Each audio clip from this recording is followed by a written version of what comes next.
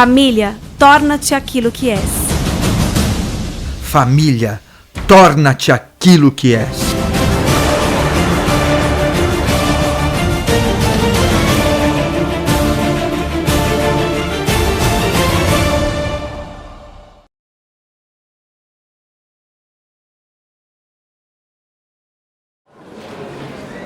Então, boa tarde a todos. Me falaram para fazer uma palestra sobre a família na Sagrada Escritura, um pouco conversando com o texto do Papa Francisco em Amoris Laetitia, que é um texto, um capítulo fantástico do documento. Mas eu não vou fazer aqui uma apresentação do texto do documento, porque vocês podem ler, né? Imagino que já tenham lido, inclusive, porque o tema é muito querido a todos vocês. Eu vou fazer de um outro jeito. Eu vou partir das Sagradas Escrituras, de uma certa leitura das Sagradas Escrituras, para mostrar como Deus enxerga a família de um modo real, sem romantismos. De fato, a família é vista na Bíblia de um modo muito realista, absolutamente realista. E eu poderia até dizer que, de algum modo, nas Sagradas Escrituras nós temos como que a arquetipia de todos os problemas humanos. Essa palavra arquetipia é uma palavra difícil. Significa que nós temos como que a imagem de todos os problemas humanos, como que a representação de todos os problemas humanos, de todos os problemas familiares, dos mais graves até os mais ordinários. As famílias bíblicas são famílias muito concretas. São famílias como as nossas famílias. Famílias que têm situações difíceis e dramas e tragédias que as Sagradas Escrituras não jogam por baixo do tapete. Essa não é a metodologia de Deus. Ele trata de todas as situações com absoluta clareza. Às vezes é até escandalizante o modo como as Sagradas Escrituras tratam os problemas reais. Como os autores sagrados, eles falam desses problemas cruamente, sem nenhum tipo de atenuante, sem nenhum alívio, sem anestésico. E de fato, quando nós olhamos para a Bíblia, o que nós vemos é um panorama bastante interessante, bastante sugestivo para a nossa reflexão. A primeira briga de casal aconteceu dentro do paraíso, não foi fora, foi dentro do paraíso, foi com Adão e Eva. O entrevero começou ali. Os dois primeiros irmãos, um matou o outro. A primeira morte que houve, biblicamente falando, foi um assassinato, e foi um fratricídio, porque segundo as Sagradas Escrituras, Abel morreu antes de Adão, inclusive. Foi a primeira morte foi um sacrifício, a tal ponto que até o autor da Epístola aos Hebreus olha para aquela morte de Abel como uma imagem da morte de Cristo. Foi a primeira morte que aconteceu no planeta. Depois disso nós vemos, por exemplo, que o primeiro pai bêbado a chegar em casa foi Noé. Ele descobriu o vinho, meio por um acaso, assim. Ele tinha feito suco de uva, deixou quarando, alcoolizou, ficou bêbado. Deu um escândalo, porque ele tirou a roupa. Um dos filhos dele, que é o Cã, viu aquela cena curiosamente, aquela curiosidade mórbida, errada, foi amaldiçoado por Noé. E inclusive os outros dois irmãos, Sem e Jafé, o cobriram. né? Foram de costas cobrindo, mas ele efetivamente foi o primeiro pai bêbado a chegar em casa. Deus salvou a humanidade inteira e colocou nas suas mãos, mas ele foi o primeiro bebum. Está escrito, já está escrito antes para ninguém reclame depois, né? A Bíblia é assim. Depois, com Abraão, então nem se fala, porque para além dos episódios estranhos com a Sarai, então era apenas Sarai, com o faraó, não vamos mencionar aqui, ele viveu um triângulo amoroso com Agar. Abraão, Sara e Agar. Ele não teve paciência de esperar o filho da promessa. Fez a promessa de um filho. E a Agar foi a primeira barriga de aluguel da história humana. Ela, segundo as Sagradas Escrituras, concebeu um filho de Abraão. E eles quiseram dar um jeitinho na promessa de Deus, dar uma ajudinha na mão de Deus. E a Bíblia conta que Agar teve o filho Ismael sobre as pernas de Sara, como que uma barriga de aluguel mesmo. Exatamente o conceito que estava ali presente. Depois nasce Isaac, mas a disputa entre os dois meio-irmãos foi absolutamente letal e Ismael foi expulso com Agar. Eles tiveram que ir embora, não puderam viver juntos, e os descendentes dos dois brigam até hoje. Estão até hoje em litígio. A gente não para de ver brigas e bombas e mísseis. Isaac e Ismael até agora não fizeram as pazes. Isaac depois quer encontrar uma mulher. Ele vai buscar essa mulher através de um servo na parentela de seu tio. Escolhe Rebeca. Casamento arranjado, que depois vira um arranjo de casamento, porque pelas páginas da Escritura nós percebemos que não é que houvesse uma confiança muito grande entre os dois. Cada um prefere um dos gêmeos, que já brigam desde o ventre materno. Esaú e Jacó brigam. Inclusive o nome Jacó significa o imitador. É interessante que a Escritura diz que os dois brigavam, e quando Esaú nasceu primeiro, o Jacó segurava a sua perna para dizer: eu vou primeiro que você. E de fato os dois viveram uma relação fraterna terrível, de disputa. Embora Esaú fosse o preferido do pai, Jacó era o preferido da mãe e ganhou a luta. Ficou com a primogenitura. E além da primogenitura teve a bênção paterna, a chamada bênção dobrada. É muito interessante. E Rebeca engana o Isaac na hora da morte, faz passar Jacó. E curiosamente, Jacó vive uma tensão com o seu irmão, uma disputa, uma competitividade que de fato se torna uma tensão assim, da personalidade dele. O nome Jacó, imitador, ele passa a vida inteira sendo um não irmão, um não Esaú. Eu acho fantástica aquela batalha que acontece entre o anjo e Jacó, na noite que Jacó vai se encontrar com Esaú. Ele vai encarar o irmão depois de ter roubado a primogenitura, depois de ter fugido. É a primeira vez que os dois vão se ver. Então eles montam um acampamento. Jacó diz: olha, não quero falar com ninguém, quero ficar sozinho. Vai.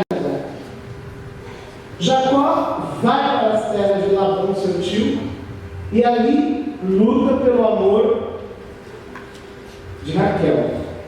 Mas o tio lhe dá a Léia, que é feiosa, e ele não queria casar com ela, era mais velha. Estava ficando com a titia, ele enganado pelo tio, que estava há 14 anos. E aquela situação de duas mulheres, mais duas escravas, com as quais ele tem 12 filhos, já era uma família totalmente dividida. Uma família complicada, uma família que os irmãos disputam o tempo todo entre si. Embora ele amasse sempre os dois filhos da sua mulher amada. Os dois filhos da Raquel, José e Benjamim. Então acontece aquele episódio fantástico de José que é vendido pelos próprios outros 10 irmãos. Benjamim era pequeno. Eles o deixam meio morto. E o vendem por inveja. Uma providencial traição. Porque se eles não tivessem isso, todos teriam morrido de fome. Quer dizer que das desgraças, Deus faz brotar uma ponta da graça dele. Ele faz a coisa se arranjar. Vão para o Egito. Aquele foi traído, jogado, é o que salva todo mundo.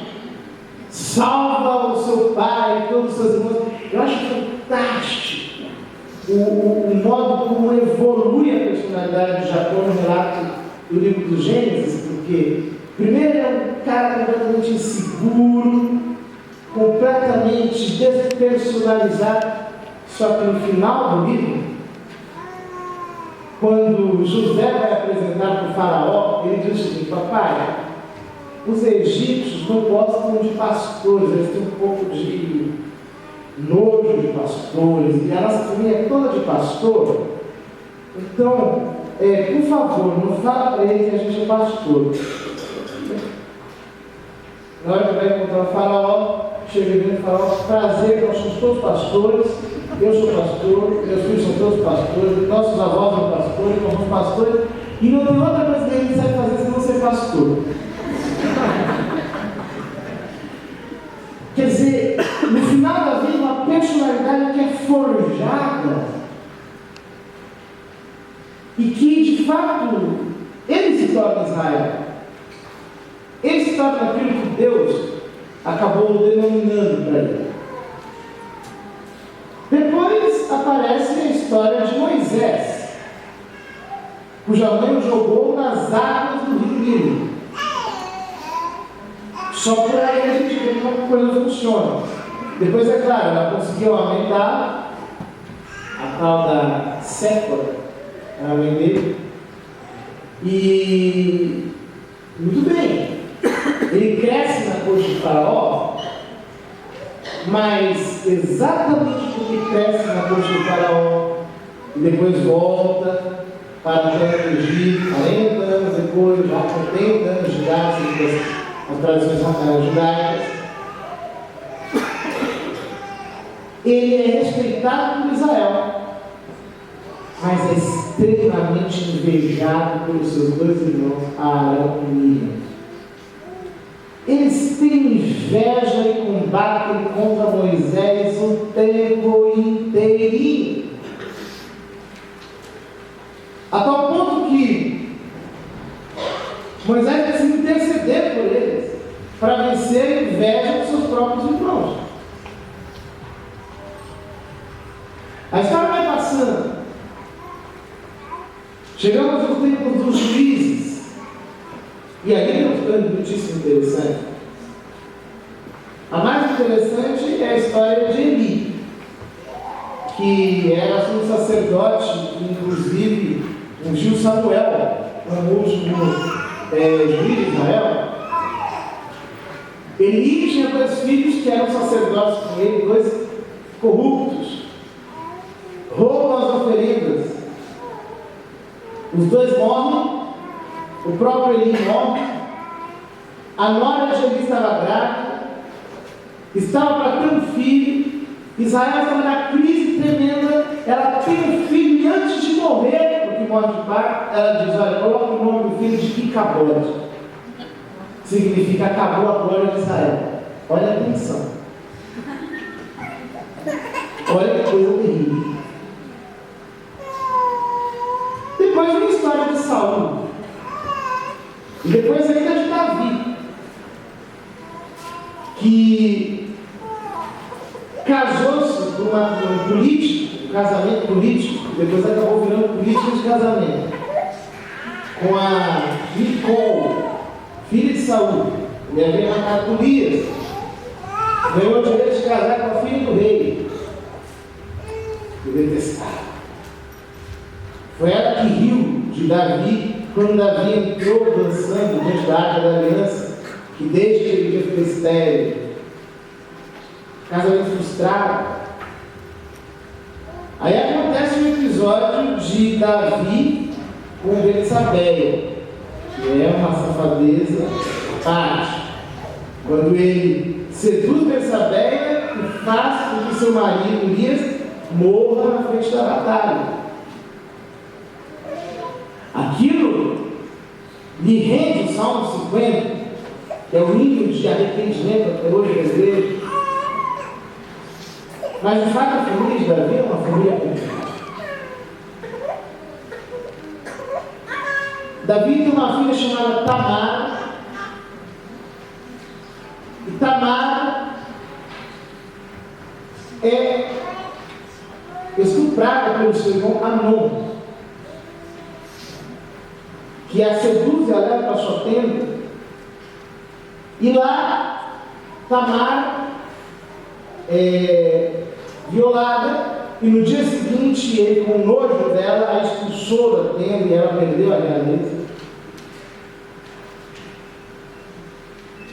O meio-irmão de Amnon, o irmão legítimo de Tamar, que era Absalão, cujo nome significa Abashalom, pai da paz, fica sabendo daquilo, exige que Davi tome uma atitude. Davi se omite.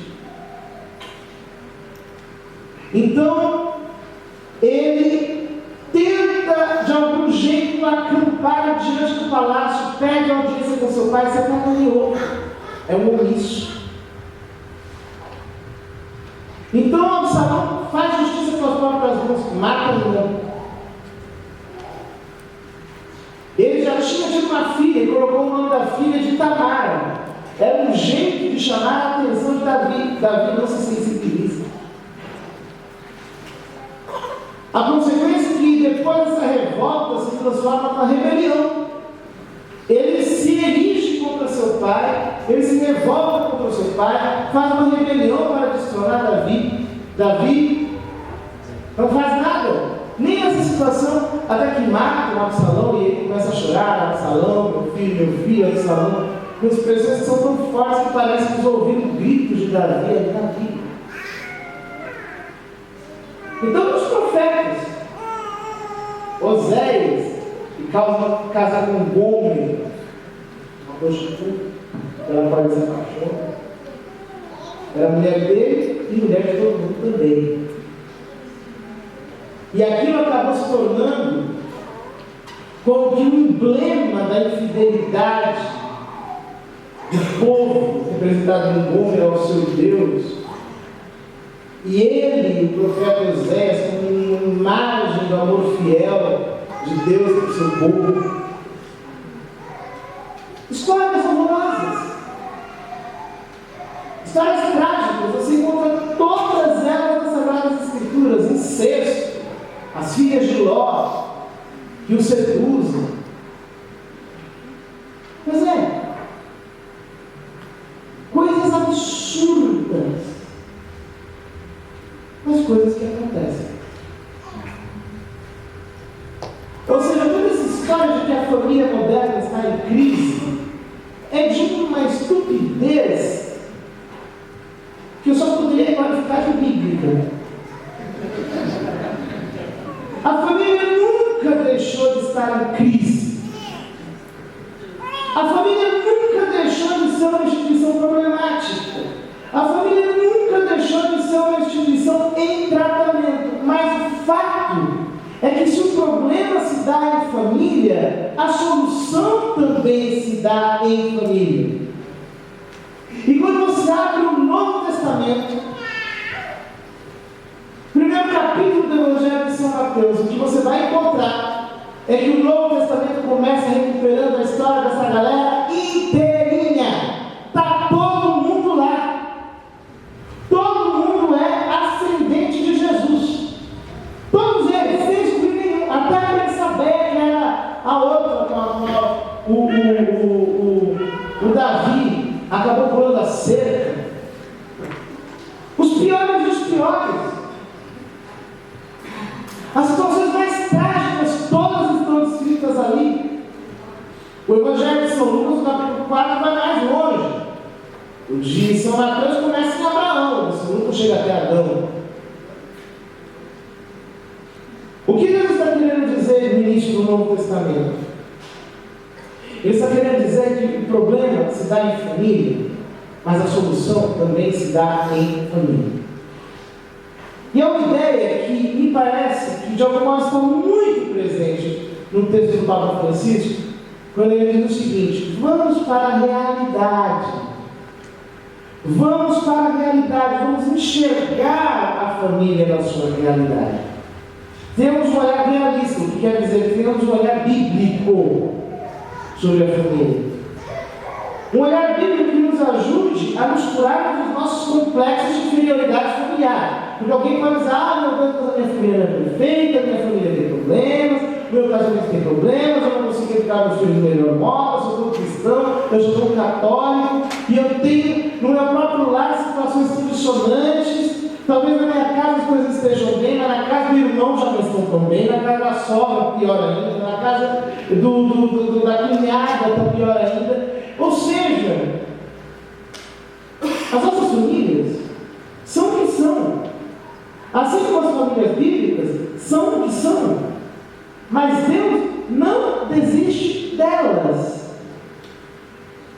A família é um projeto de Deus com todos os dramas que este projeto pode ter em seu interior. E olhar para as Sagradas Escrituras, para nós, é extremamente reconfortante. E deveria ser como um surto de realismo que nos fizesse observar todas as coisas a partir de uma perspectiva completamente diferente. Aliás, perspectiva para a qual nos orienta o Santo Padre, o Papa Francisco. Precisamos olhar com realismo, sem romantismo, com um desejo sincero de encontrar Deus até nas situações mais dramáticas, com a esperança de salvar aquilo que parece que não pode ser salvo, até porque o Filho do Homem veio salvar o que estava perdido. E de fato, quando Jesus se encarna como um fruto divino que emerge no meio de todo este caos familiar, na família dele as coisas não é que são muito diferentes. Com Nossa Senhora essa mulher é assim, que era um santíssimo. Mas você lê o capítulo 3 do Evangelho segundo São Marcos, você vai ver que os parentes de Jesus queriam por força demovê-lo de continuar pregando, porque dizer que ele estava louco. Vão até Cafarnaum, fazem um motim para tentar sequestrá-lo. Na perícope, no trecho anterior, a notícia que estava circulando é que ele não tinha tempo nem para comer. Isso bate em Nazaré, eles dizem que ele está ficando doido. Ele está enfrentando o fariseu, ele está fazendo milagre, ele está se tornando conhecido, ele está incomodando todo mundo, ele está fora de si. Pega Nossa Senhora, arrasta até Cafarnaum, para tentar convencer Cristo de sair do seu propósito. Notem, para ele também foi fácil. A família dele também deu trabalho. E quando ele abre perspectivas de futuro para os seus discípulos, ele não diz em nenhum momento que a família de vocês vai ser uma coisa maravilhosa. Pelo contrário, ele diz: será filho contra pai, pai contra filho, filha contra mãe, mãe contra filho, sogra contra nora, nora contra sogra. Essa última parte eu não precisava ter dito, mas ele quis dizer, porque a coisa também precisa ser um pouco pior. Ou seja, quando ele diz que a partir do momento que o Evangelho for pregado, a espada estará dentro de casa, dois serão contra um e um será contra dois, o que ele está dizendo é que, e muitas vezes, a consciência do Evangelho que vai fazer é agravar certos problemas familiares.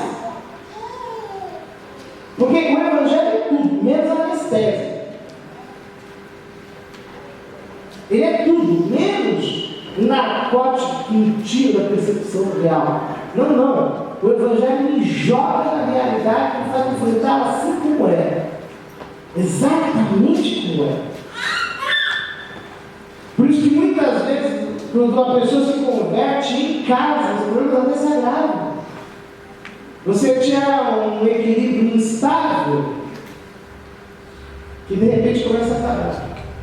Aliás, eu acho curiosíssimo aquele trecho em que Jesus cura o endemoniado de Gádara. O endemoniado de Gádara, um doido de Gádara, que era um sujeito pitoresco que vivia no meio dos túmulos com um monte de correntes e que dava o seu show todo dia. Às vezes um doido é uma coisa útil, sabe?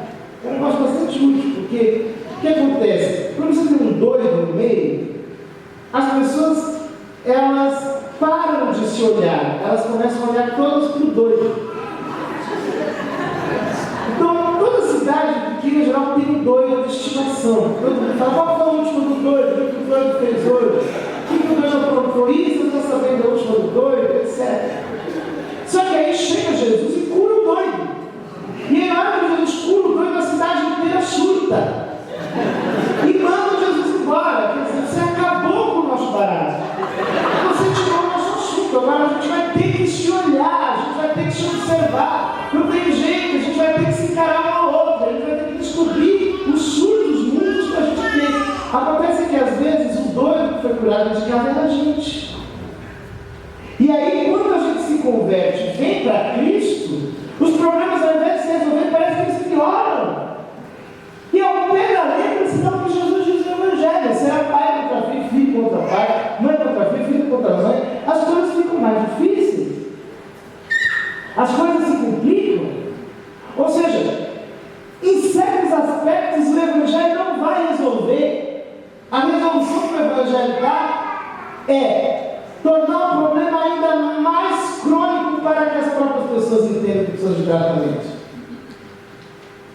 Para que elas percebam que apenas a graça pode salvar. Apenas a consciência, iluminada pela palavra, poderá libertar as suas próprias loucuras. O Evangelho é cheio disso. E é por isso que no Novo Testamento haverá apenas um momento, segundo meu juízo, pelo menos,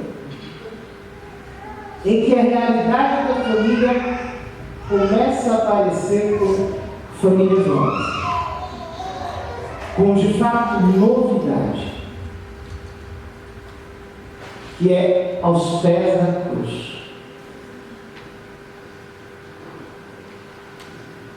É quando esses dramas todos são recapitulados por Cristo nosso do Calvário, que começa a nascer família nova.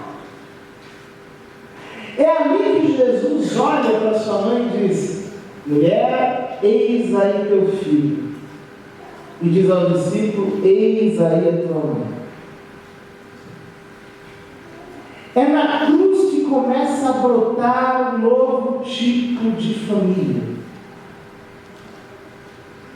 É na cruz que começa a surgir a resposta de Deus no caos humano chamado família ao longo da história.